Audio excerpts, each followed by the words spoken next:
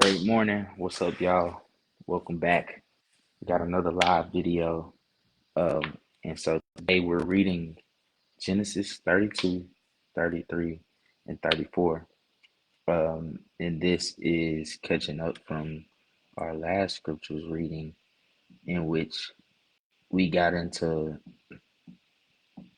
like Jacob running away uh, from his father and things like that. So I think that was it. Yeah, that was the last thing.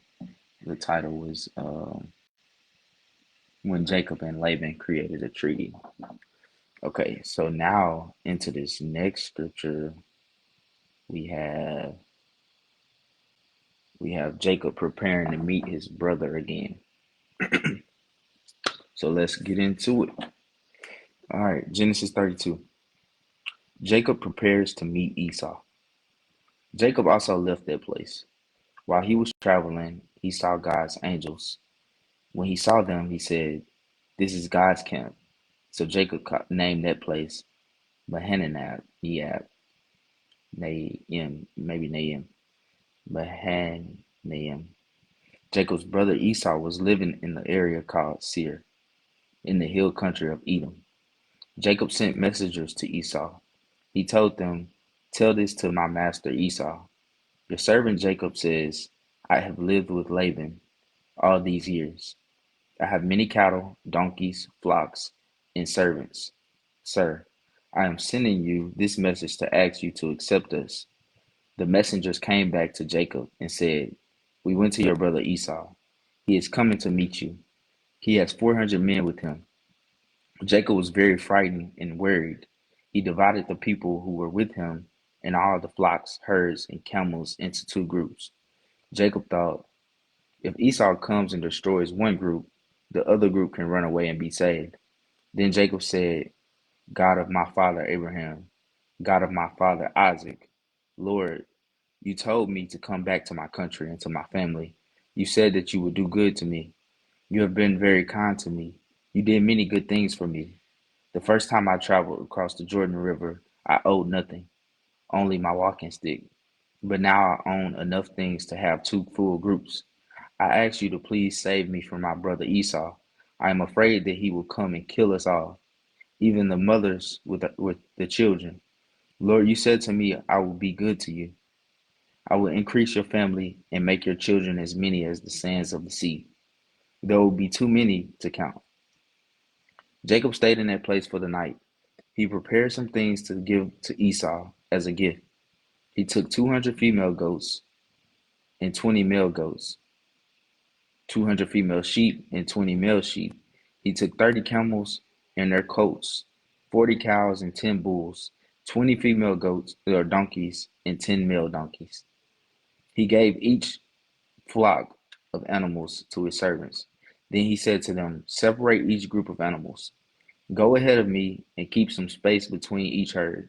Jacob gave them their orders. To the servant with the first group of animals, he said, "When Esau my brother comes to you and asks, 'Whose animals are these? Where are you going? Whose servant are you?' Then you should answer, 'These animals belong to your servant Jacob. He sent them as a gift to you, my master Esau, and he is also coming behind us.'" Jacob also ordered the second servant, the third servant, and all the other servants to do the same thing. He said, you will say the same thing to Esau when you meet him. You will say, 'This is a gift to you, and your servant Jacob is behind us.'" Jacob thought, if I send these men ahead with gifts, maybe Esau will forgive me and accept me. So Jacob sent the gifts to Esau, but he stayed that night in the camp.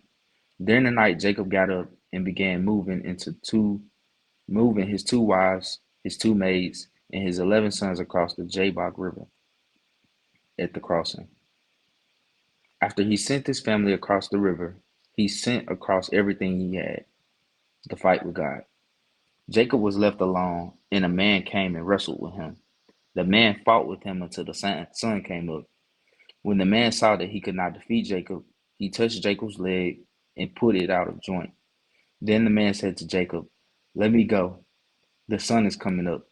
But Jacob said, "I will not let you go. You must bless me." And the man said to him, What is your name? And Jacob said, My name is Jacob. Then the man said, Your name will not be Jacob. Your name will now be Israel. I give you this name because you have fought with God and with men, and you have won. Then Jacob asked, Please tell me your name. But the man said, Why do you ask my name? Then the man blessed Jacob at that place. So Jacob named that place Peniel. He said, At this place I saw God face to face, but my life was spared. Then the sun came up as Jacob left Peniel. Peniel. He was limping because of his leg. So even today, the people of Israel do not eat the muscle that is on the hip joint, because this is the muscle where Jacob was hurt. Genesis 33. Jacob meets Esau. Jacob looked and saw Esau coming with 400 men. Jacob divided his family into four groups. Leah and her children were in one group, Rachel and Joseph were in one group, and the two maids and their children were in two groups. Jacob put the maids with their children first. Then he put Leah and her children behind them, and he put Rachel and Joseph in the last place. Jacob himself went out before them. While he was walking toward his brother Esau, he bowed down to the ground 7 times. When Esau saw Jacob, he ran to meet him. He put his arms around Jacob, hugged his neck, and kissed him. Then they both cried. Esau looked up and saw the women and children. He said, Who are all these people with you? Jacob answered, These are the children that God gave me. God has been good to me. Then the two maids and the children went. Uh, then the two maids and the children with them went to Esau. They bowed down before him. Then Leah and the children with her went to Esau and bowed down. And then Rachel and Joseph went to him and bowed down. Esau said, Who are all those people I saw while I was coming here? And what were all those animals for? Jacob answered, These are my gifts to you, so that you might accept me. But Esau said, You don't have to give me gifts, brother. I have enough for myself. Jacob said, No, I beg you. If you really accept me, please accept the gifts I give you. I'm very happy to see your face again. It is like seeing the face of God. I'm very happy to see that you accept me. So I beg you to also accept the gifts I give you. God has been very good to me. I have more than I need. Because Jacob begged Esau to take the gifts, he accepted them. Then Esau said, Now you can continue your journey. I will go with you. But Jacob said to him, You know that my children are weak, and I must be careful with my flocks and their young animals. If I force them to walk too far in one day, all the animals will die. So you go on ahead. I will follow you slowly. I will go slowly enough for the cattle and other animals to be safe, so that my children will not get too tired. I will meet you in Seir. So Esau said, Then I will leave some of my men to help you. But Jacob said, That is very kind of you, but there is no need to do that. So that day Esau started on his trip back to Seir. But Jacob went to Succoth. There he built a house for himself and small barns for his cattle. That is why the place was named Succoth. Jacob safely ended his trip from Paddan Aram when he came to the town of Shechem in Canaan. He made his camp in a field near the city. He bought the field where he camped from the family of Hamor, father of Shechem. He paid 100 pieces of silver for it. He built an altar there to honor God. He named the place El, the God of Israel. The rape of Dinah. One day Dinah, the daughter of Leah and Jacob, went out to see the women of that place. She was seen by Shechem, the son of Hamor the Hivite, who ruled that area. Shechem took Dinah and raped her, but he was so attracted to her that he fell in love and began expressing his feelings to her. He told his father, Please get this girl for me so that I can marry her. Jacob learned that Shechem had done this very bad thing to his daughter, but all his sons was out in the field with the cattle. So he did nothing until they came home. Then Shechem's father, Hamor, came out to talk with Jacob. In the fields, Jacob's sons heard the news about what had happened. They were very angry because Shechem had brought shame to Israel by raping Jacob's daughter. They came in from the fields as soon as they heard about the terrible thing Shechem had done. But Hamor talked to Dinah's brothers and said, "My son Shechem wants Dinah very much. Please let him marry her. This marriage will show we have a special agreement. Then our men can marry your women, and your men can marry our women. You can live in the same land with us. You will be free to own the land and to trade here." Shechem also talked to and Jacob and to Dinah's brothers and said, "Please accept me. I will do anything you ask me to do. I will give you any gift you want if you will only allow me to marry Dinah. I will give you anything you ask, but let me marry her." Jacob's sons decided to lie to Shechem and his father because Shechem had done such a bad thing to their sister Dinah. The brothers said to them, "We cannot allow our sister to marry you because you are not yet circumcised. That would bring us to shame. But we will allow you to marry her if you do this one thing. Every man in your town must be circumcised like us. Then your men can our women, can marry our women." I don't know, I keep saying carry. "And our men can marry your women. Then we will become one people. If you refuse to be circumcised, we will take Dinah away." This agreement made Hamor and Shechem very happy. Shechem was very happy to do what Dinah's brothers asked. Shechem was the most honored man in his family.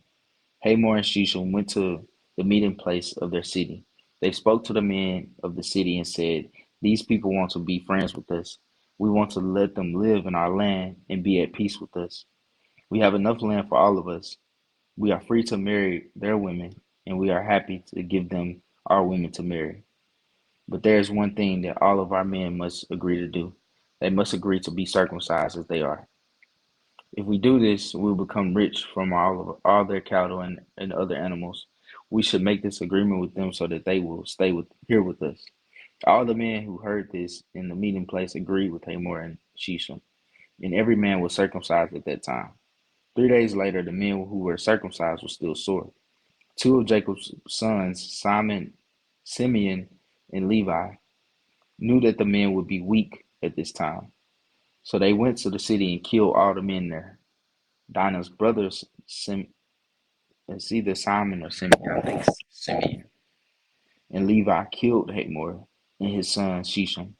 Then they took Dinah out of Shechem's house and left. Jacob's son went to the city and stole everything that was there because of what Shechem had done to their sister. So the brothers took all their animals, all their donkeys, and everything else in the city and in the fields. The brothers took everything those people owned. They even took their wives and children. But Jacob said to Simeon and Levi, "You have caused me a lot of trouble. All the people in this place will hate me. All the Canaanites and the Perizzites will turn against me. There are only a few of us. If the people in this place gather together to fight against us, I will be destroyed, and all of our people will be destroyed with me." But the brothers said, "Should we let these people treat our sister like a prostitute? They were wrong to do that to our sister." And that is the end of Genesis 34. So yeah, so we just read through Genesis 32, 33, and 34. Okay, so let's recap. Okay, so we see that Jacob is preparing to meet Esau because if you remember in the story, kind of a few chapters back, Esau basically tricked, um, no, not Esau. Jacob is preparing to meet Esau.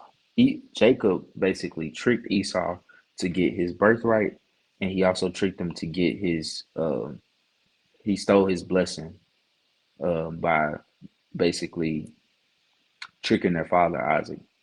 And so the blessing was supposed to go to Esau because he was the oldest, but Jacob acted like he was Esau and he stole the blessing.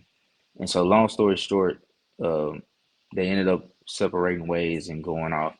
And so now Jacob is afraid to meet Esau because he thinks Esau is still mad at him about that. And so we see him like praying to God and asking for God to protect him and just praying that he don't, kill him. So he makes up this plan to basically send his servants and all of his cattle and everything that he has in different groups and packs as he go and meet Esau. So his plan was to send them ahead of him so that by the time Esau got to Jacob, he probably wouldn't be mad anymore because he was sending gifts and people and servants and things like that. So that was Jacob's plan. So to Jacob's surprise, when Esau seen him, Esau ran after him and took him in and hugged him. Basically, he forgave him for what had happened. Esau was just happy to see his brother, um, and to be with his brother. And so it's interesting to see the story because it's basically forgiveness. It's having that heart of Jesus to where even when you've been done wrong to, you still offering that redemption, giving someone another chance to get it right. So we see that happens, and then let's see. After that,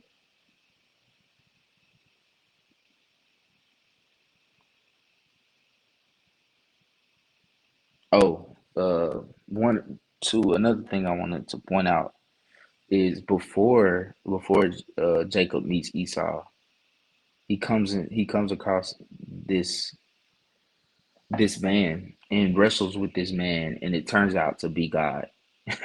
And so he wrestled with God and basically defeated God. And so God changed his name from Jacob to Israel. So now Jacob is named Israel. So that's his new name that he calls it, that God changed his name. And that's also another thing to point out too.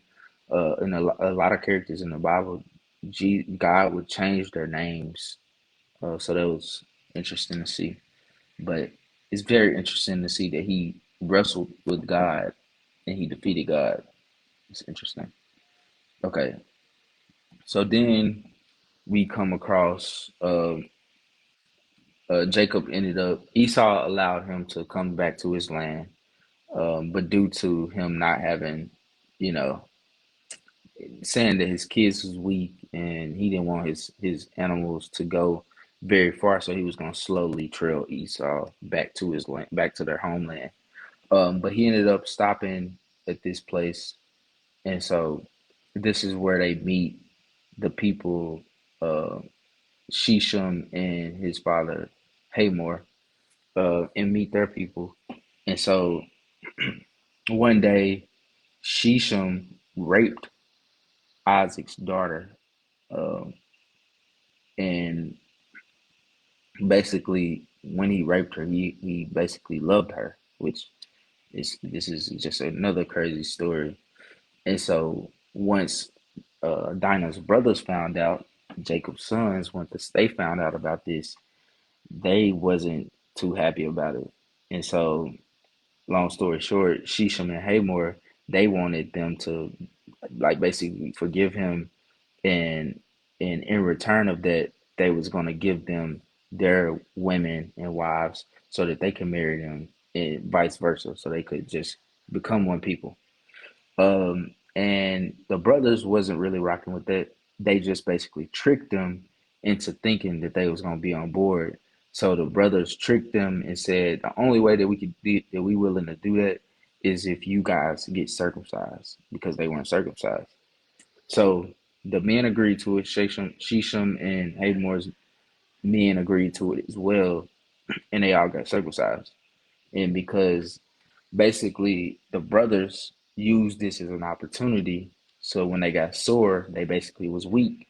So they went in and killed all the men, took all their things, took their wives and children, and all of those things like that. And that's where we end up now. Crazy story, crazy, crazy, crazy things happen in the Bible, and this is just another example. Um, so I'm excited to go on to the next chapter to see how all of this unfolds. Come along with me. Let's continue to just read through the Bible, and it's more exciting than what a lot of people think, especially when you know, read it in a different translation to get more understanding. And so we've seen all these crazy stories. This, as I keep saying, this even more messier than the craziest TV show, messiest TV show that you can see. It's kind of like a Zeus. Um, it's like a story that'll be on Zeus. But that's all for today. Can't wait to see y'all again in the next video. And if you're watching, if you jump in, come along. You can watch the rest of the videos. I post them on YouTube, on my YouTube, but you can also watch them on my Facebook page, just where I originally post these videos and just leave it on my page. So if you like, just go through and read the previous scriptures that we've read through and catch up. So love y'all, man. Y'all have a great day. Peace.